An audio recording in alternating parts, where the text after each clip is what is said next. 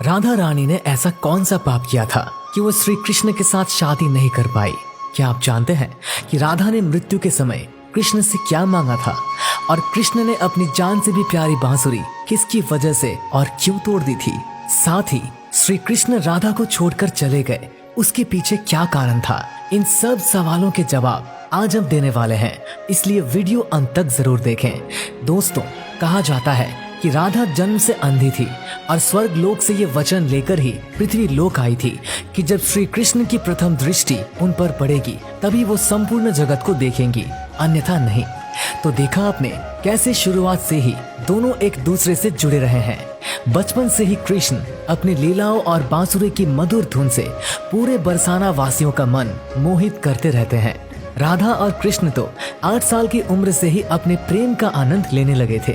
श्री कृष्ण को अपने जीवन में राधा और बांसुरी दो ही सबसे प्रिय थे, जो आपस में एक दूसरे से गहराई से जुड़े थे।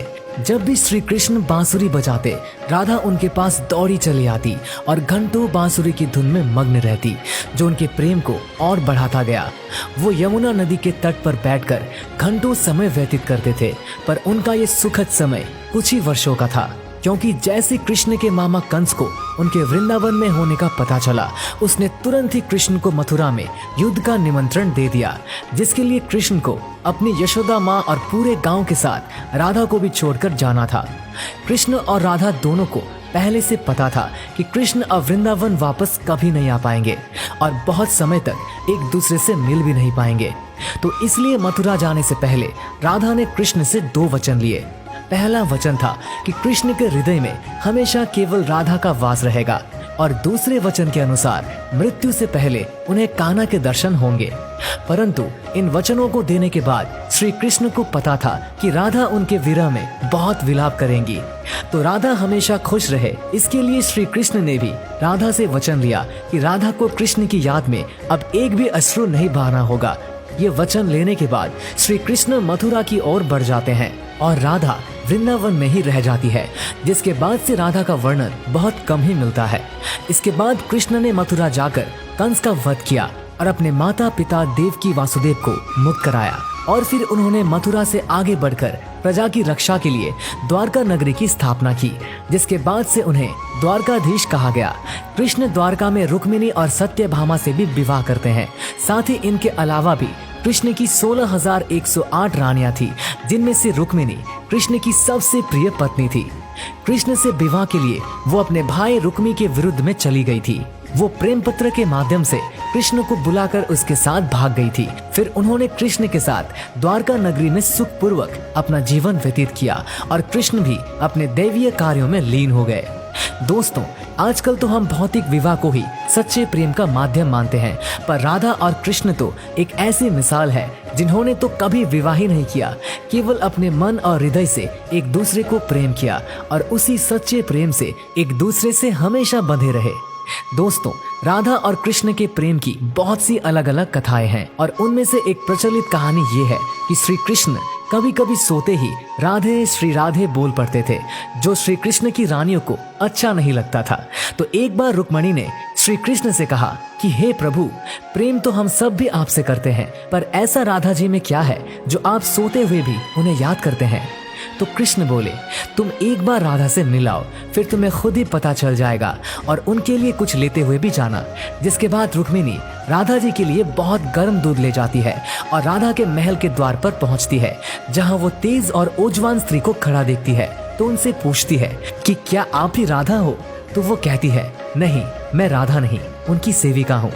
राधा रानी तो 7 द्वार के अंदर मिलेगी। तो रुक्मिणी जी 1-2 करके ऐसे सभी द्वारों को पार करती जाती है। दोस्तों, जब वो राधा रानी के कक्ष में पहुंचती है तो उन्हें पता चलता है कि राधा कई रातों से कृष्ण नाम जपते हुए जागती रही है और अभी ही उन्हें निंद्रा आई है। रुक्मिणी कृष्ण से मिलने की बात उनकी सखियों से कहती है, तो उतने में ही राधा उठ जाती है और कहती है कि कृष्ण ने आज मुझसे मिलने के लिए किसी को भेजा है। रुक्मिणी आश्चर्यचकित हो जाती है। केवल कृष्ण जी का नाम लेने से राधा जागृत हो गई और उन्हीं के बारे में पूछने लगी। इतना ही नहीं, जब राधा को पता चला कि कृष्ण ने उनके लिए प्रसाद भेजा है, तो वो बिना कुछ सोचे रुक्मिणी से वो गर्म दूध लेके पी जाती है, जिसे देखकर रुक्मिणी हैरान हो जाती है। फिर वो राधा जी से बातें कर वापस आ जाती है। ये सब हो जाने के बाद जब रात्रि के समय रुक्मिणी श्री कृष्ण के पैर दबाती है तो देखती है कि उनके पैरों में छाले पड़े हुए हैं, जिसे देखकर वो हैरान रह जाती है और पूछती है कि प्रभु, आप कहाँ पैदल गए थे जो आपके पैरों में छाले पड़ गए? तो श्री कृष्ण बोले, आपने गलती से राधा जी को गर्म दूध पिलाया था जो राधा एक ही बार में पी गई थी, जिससे उनके हृदय में छाले पड़ गए हैं और उनके हृदय में हमेशा मेरे चरण कमल विराजमान रहते हैं, जिससे मेरे पैरों में भी छाले पड़ गए।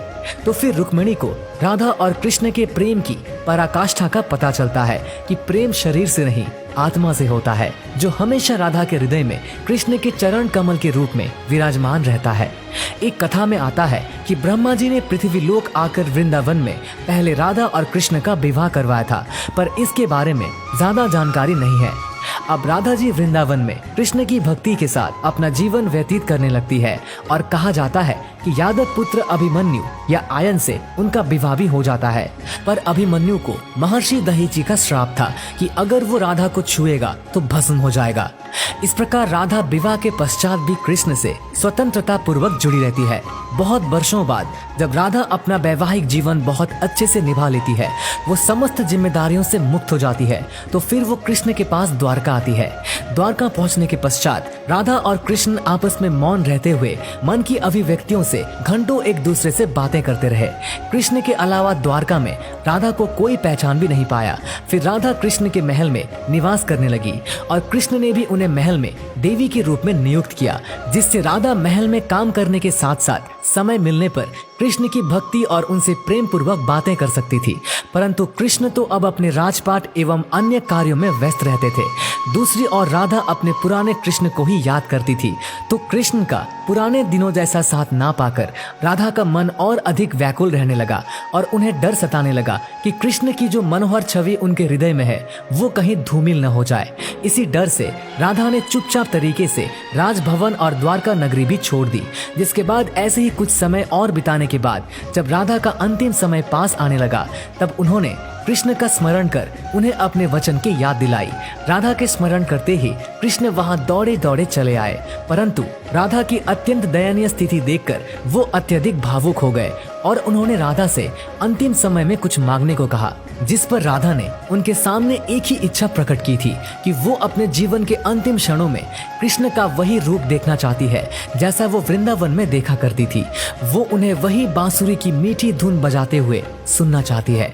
दोस्तों, राधा का बस इतना कहना था कि कृष्ण ने अपनी बांसुरी उठाई और वही मीठी धुन बजाने लगे और बांसुरी बजाते हुए कृष्ण और उनकी धुन सुनती राधा दोनों की ही आंखों से प्रेम के आंसुओं की धारा बह रही थी।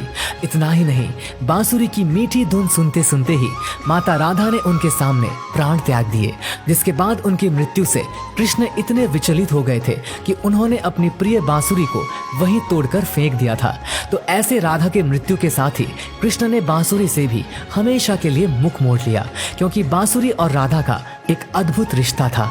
इसलिए राधा की मृत्यु के पश्चात कृष्ण ने अपने शेष जीवन में बांसुरी तो क्या, किसी अन्य वाद्य यंत्र को हाथ भी नहीं लगाया।